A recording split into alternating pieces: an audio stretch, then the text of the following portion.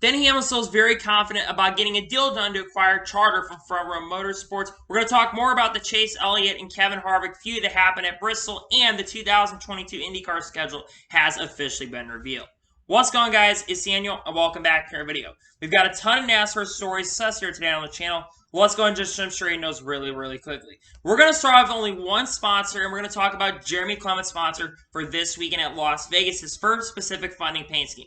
And there's one reason why I want to talk about this. If you look at the side of the car, there is NASCAR YouTube representation going to be taking place this weekend as Eric E. steps to show Out of the Groove is going to be on Jeremy Clement's car this weekend. It's really awesome to see that Out of the Groove is going to be on there. It's really awesome to see that. I'm very happy for Eric. And Eric, if you watch this video, I know you're probably not going to watch it, but man, huge congratulations on getting a huge opportunity at this. It's good to see that NASCAR YouTube continues to get representation overall in regards to that. I'm really happy for you, man.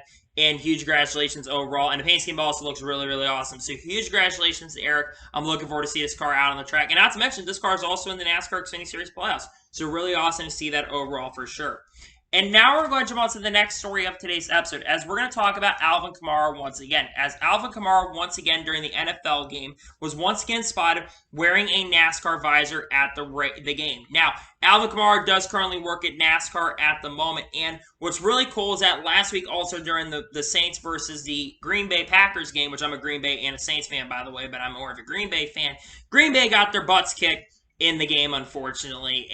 But it was really cool to see that they had a NASCAR visor. Now, there have been maybe some talk that maybe they were going to penalize him and fine him for that, but at the same time, they did not end up doing that, which I'm really happy about that. But at the same time, it's really cool to see that Alvin Kamara is continuing to represent the sport as a whole. And great to see that the NASCAR continues to get that representation. Yes, like it. And one thing that is also going to potentially be really beneficial for this is that this could bring some new fans into the sport overall as well. So huge congrats. Really good to see that Alvin Kamara is continuing to represent NASCAR. And I do like that NASCAR visor, by the way.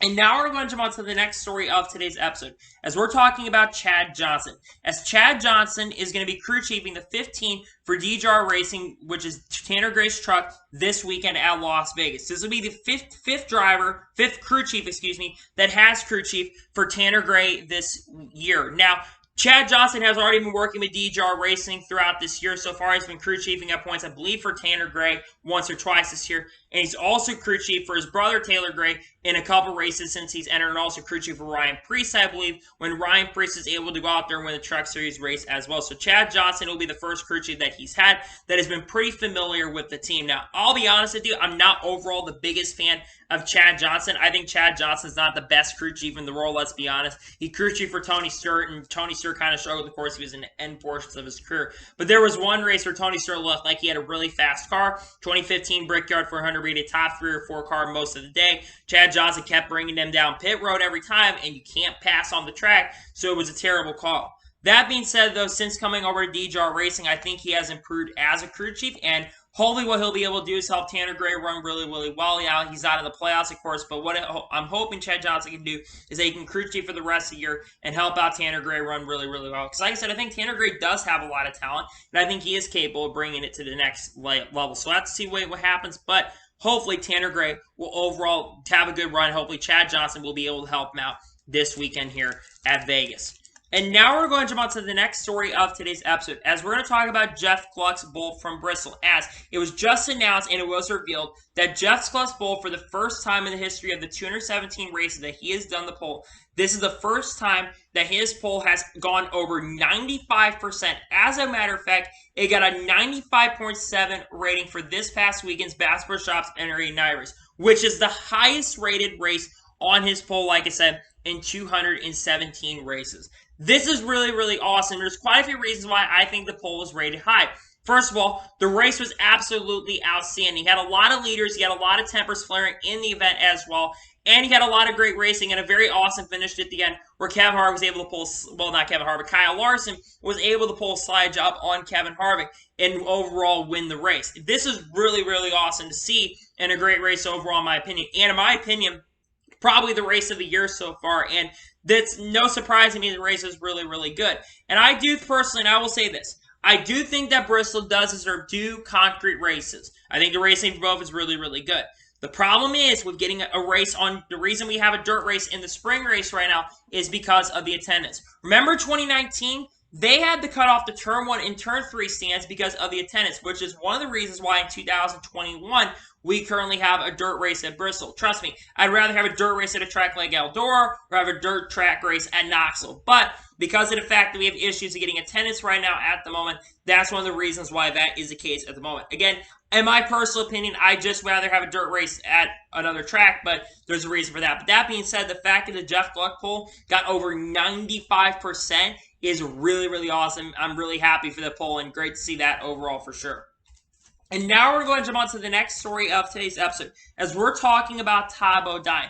Now, Marcus Lemonis brought out a tweet, who, of course, is the CEO of Campbell. He brought out a tweet basically talking about him trying to get his last 6 starts before he does reach his 800 start. And he was getting pushed to get to 800 starts from Marcus Lemonis. Now, what's been going on apparently behind the scenes is Todd Bodine tweeted next that he's had many owners that have been trying to call him to finally get those last 6 starts done.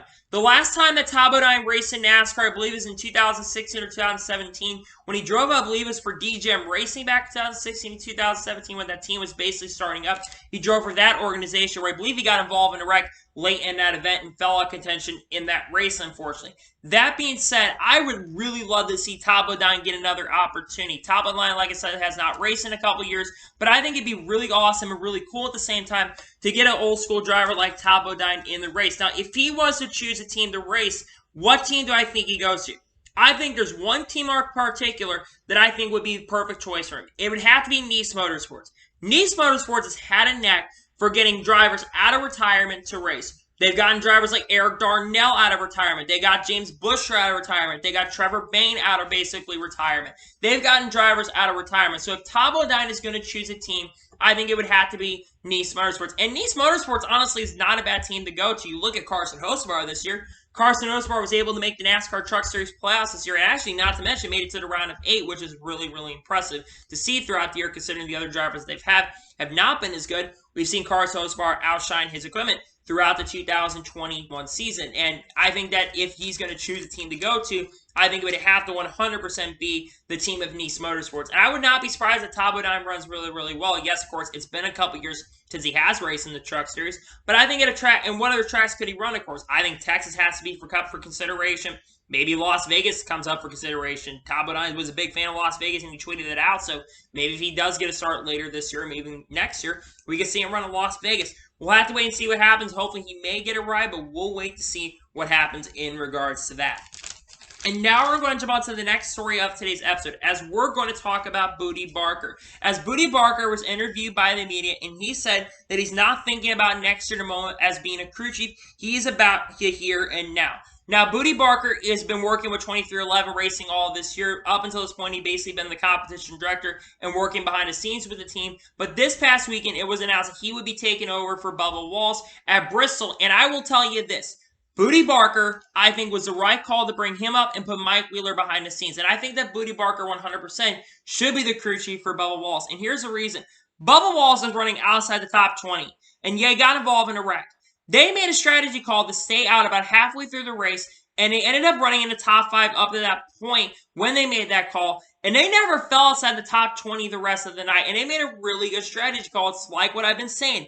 I think Mike Wheeler has been the big problem with this organization since the beginning. In my personal opinion, I think he has been overall the big problem with this team. Again, I have no hate against Mike Wheeler, but you look at Mike Wheeler's statistics and look at Mike Wheeler's stats. Mike Wheeler had, with Denny Hamlin in 2018, scored 0 wins. With Chris Gabehart in 2019, Denny Hamlin started working with him. They got 6 wins in 2019, 6 or 7 wins in 2020, and so far 1 in 2021. Mike Wheeler worked with Levine. Matt DiBenedetto did not win a single race with him. And then in 2021 with Bubba, they were not able to win. They had a couple of really bad races and strategy calls. So if I'm 2311, I'm thinking about crew chiefs next year.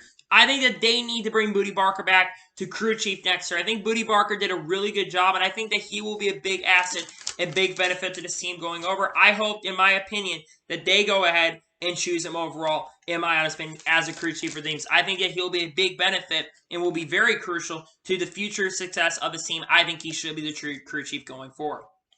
And now we're going to jump on to the next story of today's episode, as we're going to talk about Portland. There was an article that was released from Jalopnik, and this was brought up on NASCAR Reddit, and according to that article, there's apparently rumors going around that Portland may be headed to the Xfinity Series and Truck Series schedules in 2022. Now, for a lot of you who don't know, Portland Raceway hosts currently right now the IndyCar Series. IndyCar made their return, I believe, in 2018. They did not race in 2020, but in 2018, 2019, and 2021, they have been able to race up that track. Alex Palou won the IndyCar race, the third to last race in the IndyCar schedule. Also during that weekend, the ARCA West Series able to compete at that, and Taylor Gray, and of course he kind of cost the top two overall victory, but he won the race off of crazy circumstances in that event. Now, in my opinion, I think it would be really, really cool to see a track like Portland come up on a schedule. It's very, very surprising. Now, NASCAR did mention that they were looking to maybe explore up in that Pacific Northwest area, whether that is this year or next year. They were looking to explore up into the Pacific Northwest area. And if you're going to get up to the Pacific Northwest, Portland definitely has to be an area that you have to go up to. My big question right now is what is it going to be in regards to COVID-19? Because I think that's going to be the big key to a lot of changes that are going to be up in the West Coast. Because I know that this race probably won't happen until later in the year, and we'll have to wait and see what happens on that. Now, also one thing to note is the Truck Series has had experience at this track. The Truck Series raced here, I believe, from 1997 or 1998 up till 2001. They actually do have experience at this racetrack. So it's not a new track for the Truck Series, but it'd definitely be a new track for the Xfinity Series. And it'd be another road course for the Xfinity Series, too. I think this is what would be like if they would have all the road courses on the track that they're going to be turning next year. I think this would be 7 or 8 road courses for Xfinity, so they would have more than the Cup Series going into next year. So to me, I'm very intrigued to see what happens going forward. And it'd be cool to see a Truck Series go back to Portland. Of course, I think it'd be a lot more chaotic, and you do that turn 1, and how is NASCAR going to enforce turn 1 if they go there next year? I don't know at the current moment, but hopefully it would be really, really cool if Portland did get onto the Truck and Xfinity Series schedule. I think it would be really, really big for the Trucks and Xfinity Series if a track like Portland could end up being on the schedule going forward. Maybe we will see Portland on the schedule for the NASCAR Xfinity and Truck Series in 2022. And now we're going to jump on to the next story of today's episode, as we're going to talk about Ronnie Chillers. Now, Ronnie Chillers revealed on Twitter last night or yesterday afternoon that he had announced that he re-signed with Stewart-Haas Racing for years to come. He announced that he's re-signed with SHR on Wednesday, and he's officially going to be continuing to crew chief for Kevin Harvick for many, many years to come. I think that this is absolutely the right call. I think Ronnie Chillers has been one of the big crucial keys to Kevin Harvick's success. Yes, Kevin Harvick's performance has definitely been really, really good, but Ronnie Chillers, I think, has been one of the best crew chiefs, and not just in currently racing and currently crew chiefing at the moment, but I think one of the best in NASCAR history. The guy has been able to get Kevin Harvick a championship back in 2014, and it's basically been one of the sole purposes to keep this team going around for many, many years to come. Now, of course, the big question with Ronnie Chillers coming back is, will Ronnie Chillers continue crew chiefing after Kevin Harvick retires? Because let's be for real, Kevin Harvick does not have many years left currently at the moment to continue racing. Kevin Harvick's contract with Stewart-Haas Racing, I believe, goes through the 2023 or 2024 season, so he really only has a couple more years left on his contract.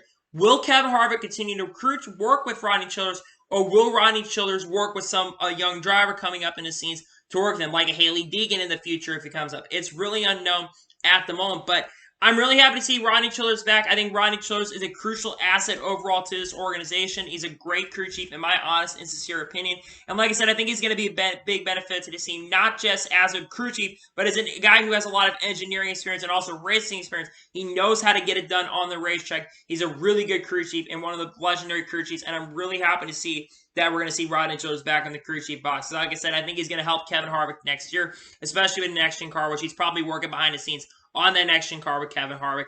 I think that he is going to be a huge benefit and a huge crucial asset, in my honest opinion, to work with Kevin Harvick. I'm really happy that he's coming back to work with Kevin Harvick next year. We're going to go ahead and jump on to the first of 3 major stories of today's episode, as we're going to talk about the 2022 IndyCar schedule that was officially revealed on Sunday. Starting off the season at St. Pete, which will be the first time that the IndyCar Series will actually be taking place in February, since all the way back, I believe, in 2003 or 2004. This will be the first time, and that will take place on February 27th. Right after that, we'll be headed to Texas, which will be on March 20th. Then after that, we'll be at Long Beach on April 10th. That will be returning to early in the year. Remember, Long Beach this year, because of COVID-19, will be the season finale, which will be this week. That's a move back to the 3rd race of the year. After that will be Barber on May 1st. After that will be the Indy Road Course on May 14th. The Indy 500, which will be on May 29th, which is my brother's birthday. After that will be Belle Isle, which will be the week after that, which I believe is June 5th. And then after that will be Road America on June 12th. After that will be Mid-Ohio on the 3rd of July, on the 4th of July weekend once again, which will be kind of a NASCAR IndyCar weekend, of course, because again, the 4th of July weekend. After that will be Toronto on July 17th. We'll talk about that. Then Indy, Iowa 1 and 2, which will be July 23rd, 24th, which will be on NBC. Indy Road Course, which will be July 30th. National Street Course will be on August 7th. After that will be Worldwide Technology Raceway. Then it'll be Portland, and then it'll be Laguna Seca to end the season. Now, the big benefit, now look at this. This is huge for a lot of reasons, for a lot of things. Number one, instead of 13 IndyCar races on NBC, there's going to be 14 IndyCar races that are going to be on NBC. And I think that Roger has, like David Lean said on his channel yesterday, this is a 4D chess move for many, many reasons. Look at the one race that is on Peacock. Toronto. Toronto is unknown if they're going to have a race next year anyways because of Canada's COVID-19 restrictions. And I would not be shocked and would not be 100% surprised if they go ahead and not even have the race anyways next year because of, so Toronto's might not even happen anyways, and it's only 2,000 viewers anyways because a lot of people are probably not going to have Peacock by the time they go next year. The 2 days that are going to be on USA Network, those, of course, are going to be Belle Isle. Again, there's nearly no room at the moment for them to have a race on NBC because that's a week after Indy 500. And I believe the Kentucky Derby happens close at that time as well, so you're really not going to have a room over there. And then Worldwide Technology Raceway being on USA, I'm not a big fan of that overall, to be perfectly honest with you. I think especially since we're later in the championship there, you should have that race on NBC, but it is what it is, and it's the end of the year. You should have that. Again, let's talk about the benefits of the schedule. First of all, more race on NBC, that's huge for it. Other benefit, one less race at Texas. Thank God we've only got one race at Texas and not a doubleheader. Because let's be for real, Texas does not a good track for IndyCar. I think the second race was better. Only one race at IndyCar for Texas. Overall, the better it's going to be. The other positives, 2 Iowa races, not just 1 but 2. That is actually the only doubleheader on the schedule. That's right. There's only 1 race at Detroit. And I do think the reason why behind the Belle Isle race only having 1 race this year is because I think the second one was going to be on Peacock, and that's Roger's bread and butter baby that he's had for a long time. So they're cutting back 1 race for Detroit, which definitely makes a lot more sense when you think about it. The other positives, in my opinion, like I said, there's one, at least Iowa gets 2 dates, and you do have more race on NBC. That's a benefit. But here are the negatives right here, and there's a couple of negatives. I wish there were more IndyCar races on the schedule, to be perfectly honest with you. I do wish there were a little bit of cuts in the gaps on the schedule. First of all, St. Pete on February 27th, and then Texas on March 20th. That's like a 25-day gap, and then you have almost another 25-day gap up to April 10th. So that's a huge bunch of gaps, and they could have fit a track like Homestead on the schedule, but of course, apparently, from what I've heard, NASCAR would really not let IndyCar run, which I think is really stupid because they could have had huge benefits from that front. The other negative that I'm not bringing up that it's not really seen is the season finale for Laguna Seca, which is on September 11th. Now, one big crucial thing is it will be on NBC. The issue is, there are a lot of NASCAR fans that are IndyCar fans, of course, with the Jimmy Johnson effect. September 11th is the same day as the Kansas playoff race, the second race of the round of 16, and there could be potential problems. Now, NBC will have the TV schedule there, so probably work something out with NASCAR to make sure that they don't really conflict so fans can watch both races. Maybe they'll have the Cup Series race at like 1 p.m., 2 p.m. Eastern, and then have right after the Cup race concludes like 4:30, 2:30 West Coast time for them. Then NASCAR will probably move over there. I'm not exactly sure what to do, but that is a negative right there because if they have it at the same time, that could be a problem. I think when they were talking the schedule, I think what they thought was that they were going to have, Richmond on the schedule. Basically thought that maybe Richmond was going to be back in the playoffs once again, and they have the whole day to themselves. The issue is that's going to be a major, major problem right there. And that's another big thing is that what happens to NASCAR's TV schedule? How many races do overall happen there? We don't know at this moment, but I will say overall that there's a lot of positives on the schedule. I think it looks really, really cool. Again, 17 races on the schedule. That is, I think, 1 more race than last year. There might only be 16 races, or maybe they'll move a race like Indianapolis Motor Speedway and run that. I don't like that Indianapolis gets 2-3 dates. Well, 1 for the Indy 500 and 2 for the road course races, but I understand that it happens there. But I think the schedule looks pretty solid in my honest opinion. I do like it overall. I do wish there were a few changes, but overall I think it did a pretty good job on the schedule in my honest and sincere opinion. And now we're going to jump on to the next major story of today's episode, as we're going to talk more about the 2311 and Front Row merger. Denny Hamlin was speaking to media in regards to this, and he says he still appears to feel really good about getting a deal done for a charter. The talks with Front Row are still continuing at this moment. Now, for many of you that have been following the story in regards to the Front Row story of them getting a charter Front Row, it was reported all the way back, I think, at the Indianapolis Road Course weekend about 5 weeks ago, that Denny Hamlin apparently had been having talks and conversations with Front Row Motorsports about it getting a charter. Now, he did say that it's a week-by-week basis, but he said for the first time he feels really, really good about getting a deal done here. Now, the word on the street right now is that Front Row would cut back Bob Pockrass originally reported was that Front Row would cut one of their charters back, and it would send one over to 2311 and maybe even sell their other charter and go over maybe to like another organization. But what my theory behind right now is that one of the charters for Front Row is going to end up at 2311 Racing. I think Front Row is still going to remain in the Cup Series next year. I think there's also potential that they could switch their manufacturer going into 2022. I think what could happen is that Front Row could be that team that there's been talks about Toyota expanding their empire going into 2022. Remember, you're going to have 2311 Racing that's expanding to a two-car operation next year. But I think that there could potentially be that Front Row is a team to switch over, and maybe Front Row would have an alliance with Toyota and also 2311 Racing as well. But the other big thing is also Michael McDowell probably remaining the organization going next year, which means that most likely Anthony Alfredo would be out of the organization next year. And honestly, for Anthony Alfredo, I really don't know where he goes next year. But if the other theory is true and Front Row does sell both their charters next year, I'm wondering who ends up getting the charter next year.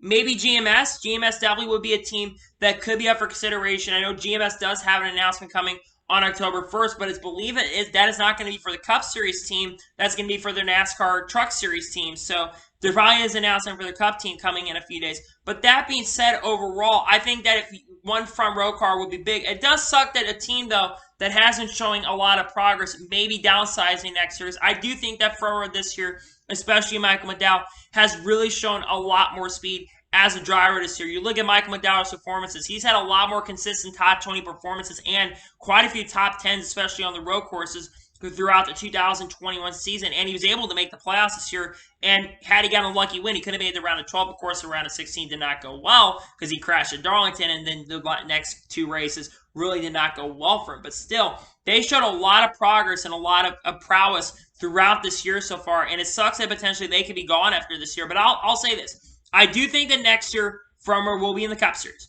I think that Michael McDowell returns to the team. I think Anthony Alfredo, if they're going to expand to the NASCAR Xfinity Series, I think that this is what could happen. I think that if Front Row does jump up to Xfinity, I think they put Todd Gillen in their Xfinity Series car, since Todd Gillen does drive for Front Row at the moment in the Truck Series, where he was able to miss the playoffs this year. And I also do think that Anthony Alfredo could go all the way back down to the Truck Series and make his way back up and run full-time in the Truck Series. I think that would be a huge benefit for him. And I think another theory behind this deal, why this deal has not been done, there's a couple theories behind this. Number one, Front Row tends to wait a very, very long time when it comes to announcing their charters. It takes them a very, very long time to announce their lineups. They did not announce their lineup till all the way into January this year. Now, I don't think that they're going to wait that long this year again to have their announcement for the drivers, but they usually wait very, very long.